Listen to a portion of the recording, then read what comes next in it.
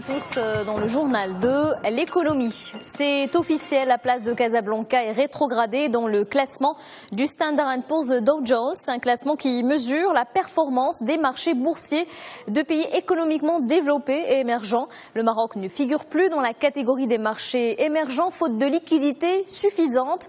Il est placé dans un autre indice. Le Royaume fait partie désormais des marchés frontières. Il rejoint ainsi des pays émergents ayant des marchés financiers dont la capitalisation boursière et la liquidité sont faibles. Rappelons que ce n'est pas la première fois. Le marché marocain a déjà été déclassé il y a un an par le fournisseur d'indices Morgan Stanley Capital International.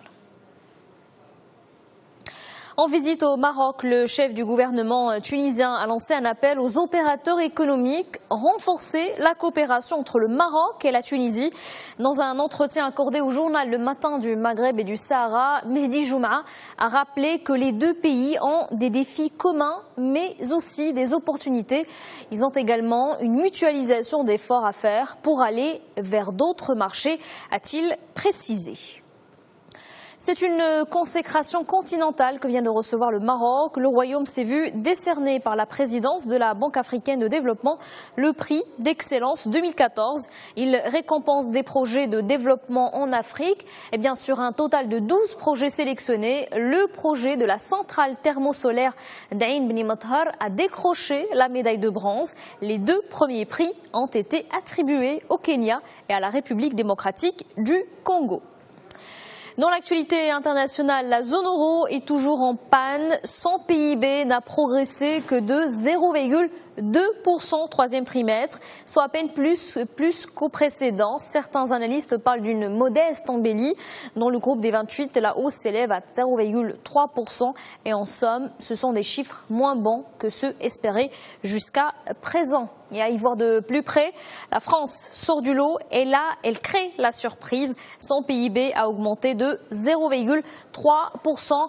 Le pays réalise une performance qui dépasse les attentes. Quant à l'Allemagne, son économie montre des signes de faiblesse. Elle évite de justesse le coup d'arrêt de son économie avec une croissance de 0,1%. Par contre, l'économie italienne est dans une mauvaise passe avec une croissance négative. Au Portugal, c'est la fin de la récession. Le PIB a atteint 0,2% et en réaction à ces chiffres, la Commission européenne appelle à fournir plus d'efforts et plus de réformes. L'Europe est sur le chemin de la reprise, mais une reprise qui reste lente et fragile.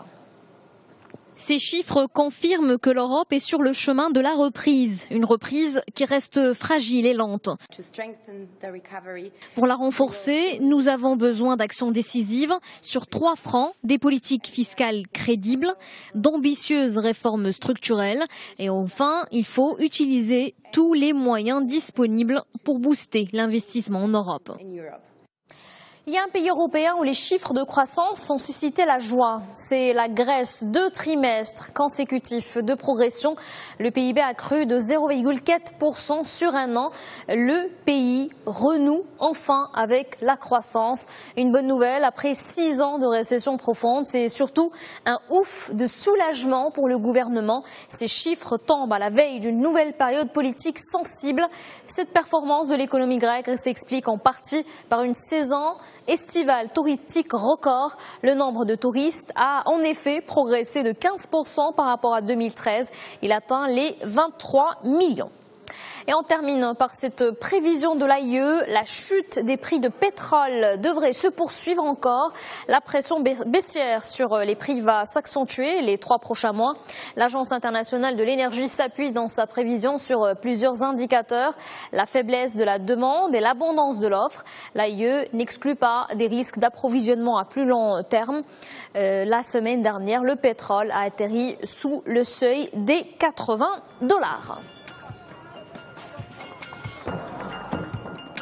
Voilà pour l'actualité économique. Très bonne journée à tous sur notre antenne.